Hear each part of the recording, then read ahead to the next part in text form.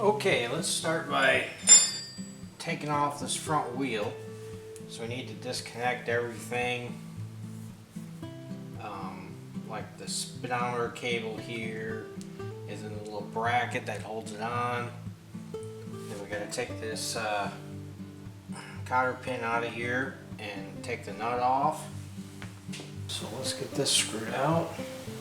Mine was only hand tight. You might need a pair of pliers to undo that little nut for the speedo cable. Pull that out. Take these two 8mm bolts out for the bracket. Keep this together so I don't lose it.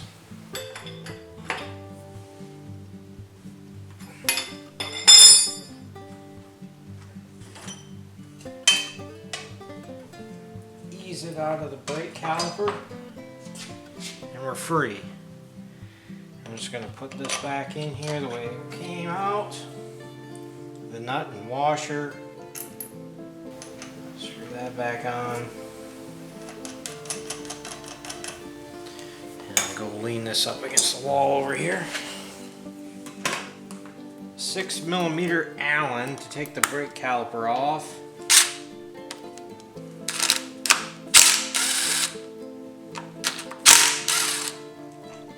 There it is. Now again, we have another bracket for the brake hose. And this one has 10mm bolts.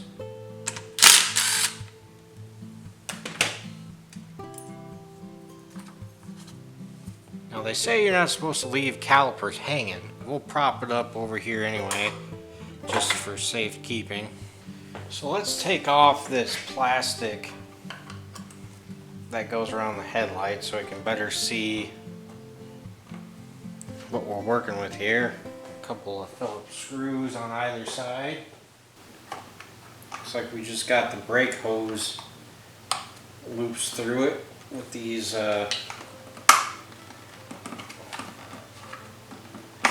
clips that we can take off.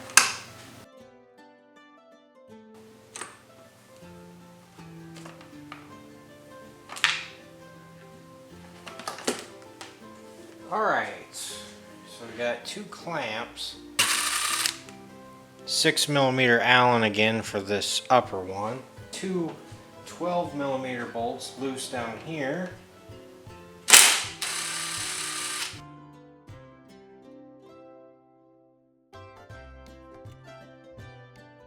I just want to make a quick side note here. So you can see where the cap is on the top of this fork. Right there by my thumb is where it starts. So if you come over here and look at the side I haven't done yet, the only thing above the top of that clamp surface is the cap. Since it doesn't appear that there's anything that holds these forks, you know, in the right position as far as up and down goes, we'll just have to make sure that with the cap off, the fork tube's flush with the top here. Now that we got these forks off the bike, you got to make sure you don't have any air pressure built up in here. So if I were you, you take them caps off and take out the little Schrader valve in there, just to make sure there's no, air. Because we need to take these caps off and get the springs and stuff out of them. So we got a 19mm socket. We'll take these off.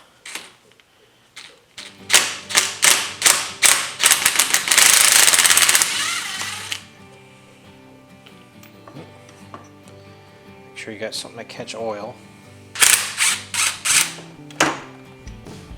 Alright, now let's get the spring spacer and the actual spring itself out. So here's a spring spacer, thin piece of tubing. Then you have this little washer with a collar that fits in the spring like that. So we take that out. And then I got the actual spring itself. Take that out. Should be everything.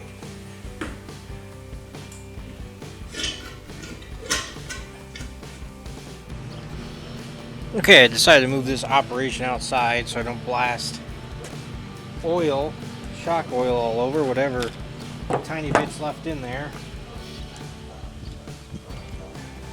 So let's get these old torn boots off.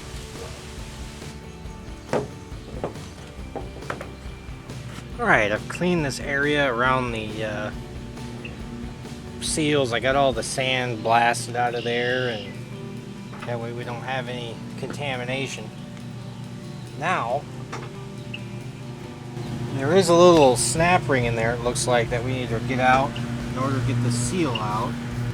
So you got these little snap rings in here, and you just kind of get your screwdriver in there and try to pop them out of the groove. And boom. Now we should be able to remove the seals. So let's take this off. We're gonna need that, because I don't think my seal kit came with new clips.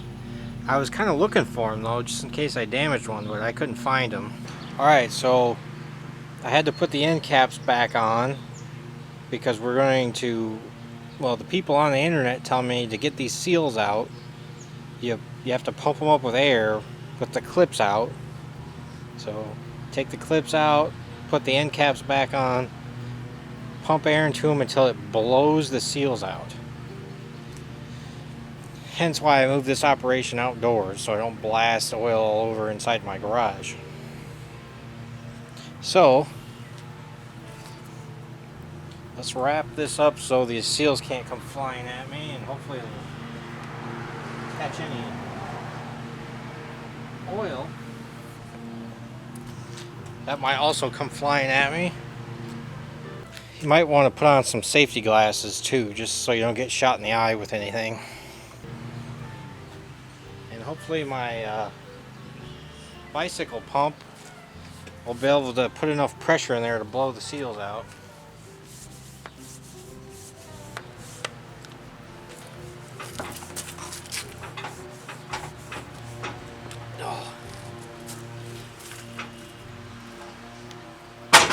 Get pretty hard to pump.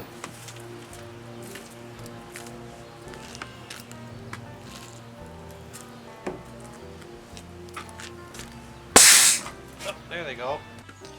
Okay, so here's the seal that came out of it. So I'm just studying this to see how we're going to put the new one in. So this would be the back side of it, and you can see the spring in there. And then you got this big lip here. This is what you can see. So it goes in like that. So that's a one-piece seal. Now the new ones are a two-piece seal. So this is the back of it. And you see you got the spring. So that one's going to be like that. And here's the smaller one. You got the big lip on this side. So I believe it's going to go in there like this, because that's what most looks like how the old seal is. So that's what I'm going to go with, and hopefully it works. Now we're going to make sure we got no sand or dirt on this tube here. I already cleaned out inside of here real good. Now, a lot of times when I'm putting seals in, I'd put some silicone or some type of sealant on the outside of this. But I'm not sure if I want to do that with these, because it might glue them in to the point where it'd be very difficult to get them to blow back out again if you were to want to change these out. So I think I'm just going to put them in without anything but grease. And, and to drive them in, I had to go to the store, and I got just a Schedule 40 PVC pipe here that is, let's see what size is it, 1.5 inch, and it looks like it's going to fit and drive the seal in perfectly. So let's get some grease in there. I've previously wiped these off, so we got this little bushing that needs to go back on. And then we got the washer, flat washer. So that goes on first before the seal.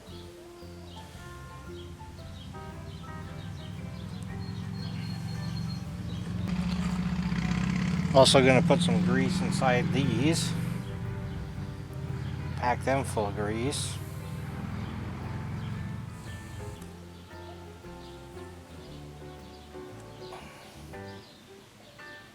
Now let's attempt to drive these seals.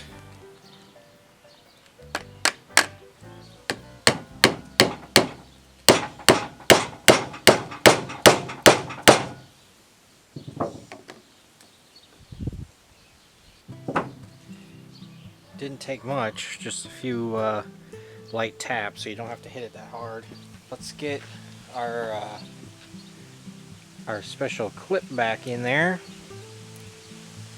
Of course, we've wiped the sand off of that too.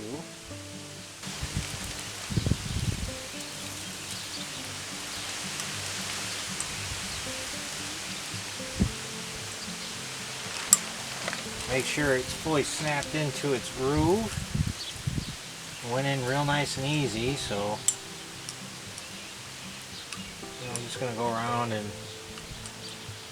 I want to just visually make sure it's in that groove, which it looks like it is.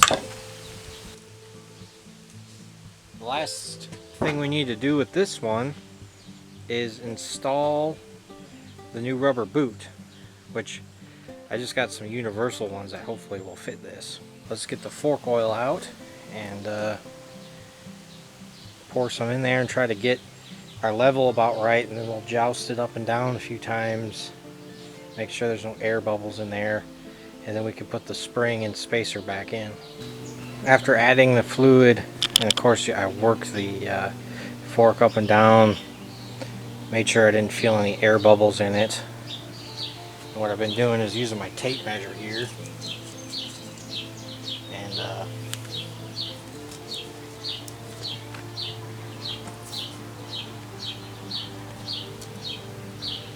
sure it's clean, and then I dip it in there till 8.5 inches, pull it back out, and it's right at the 1 inch mark, so that's good. I'm going to leave it like that. So that's my technique anyway. I go to 8.5 inches on the top of the fork here, and when I pull it out I'm expecting it to be at 1 inch, which would be actually 7.5 inches from the top of that, which is what you need. Alright, now that we got our fluid level at the correct spot there, it's time to put our springs and stuff back in. So make sure the spring's all cleaned up and don't have dirt on it. Pop that back in.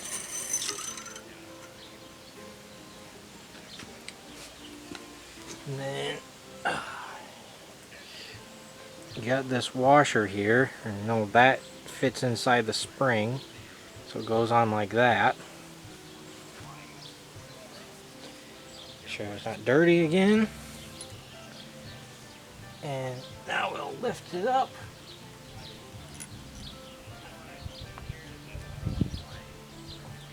Now make sure that that washer doesn't get flipped around in there and it stays put, which it looks like mine did. So the last thing you want to put in, again, make sure it's all clean, is the spacer.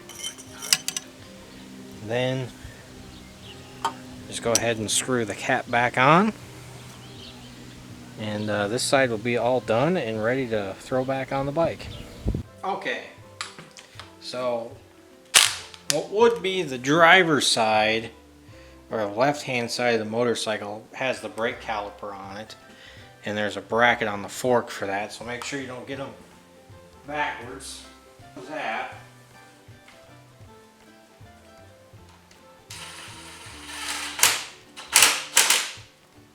And I will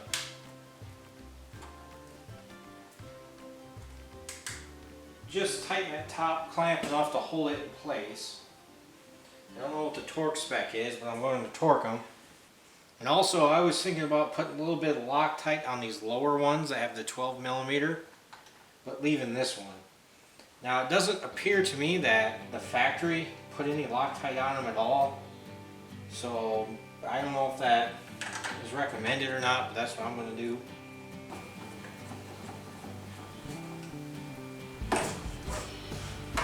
Alright, get it perfectly lined up so it's flush with the clamp here. Okay, I got my the fork tubes torqued down and the clamps.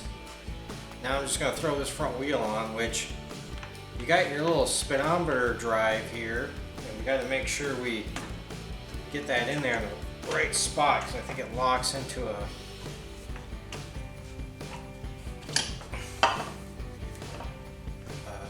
has a something that locks into the fork so it can't spin. I think. Yeah, right here. It's got these two notches, and then there's a notch back here on this inside of this fork. You gotta get that lined up. Then you can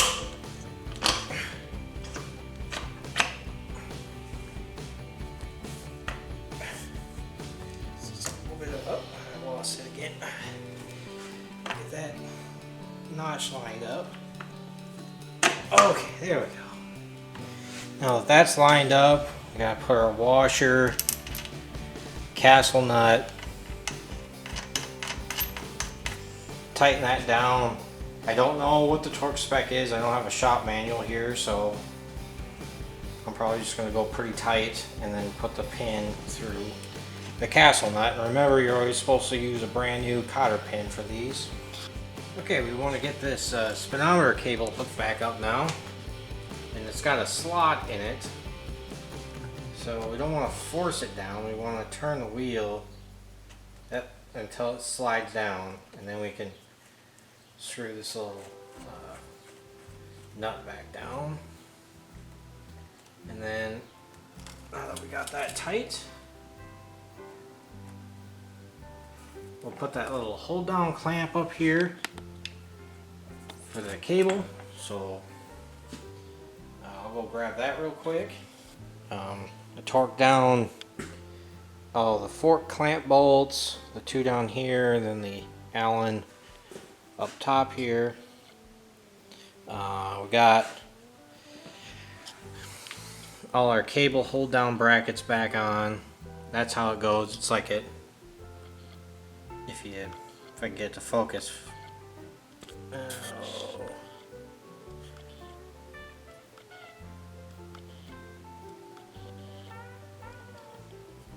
So that's how those go, if you want to study that for a second. We got our speedo cable hooked back up, got our cotter pin back in that nut there after we torque that down. We got another one of these brackets over here for the brake hose. We got that put back on. Brake caliper, easy enough. You just kind of hold the little pads apart and slide it onto the rotor. And then you got your two 6mm Allen headed bolts here, so you torque them down. Don't forget to snap in these little guides for the brake hose up here that goes into this headlight shroud. Now I guess I'm just gonna go take it for a ride, and hopefully it doesn't cover the front of my legs with shock oil like it was before. And thanks for watching, and I'll see you in the next one.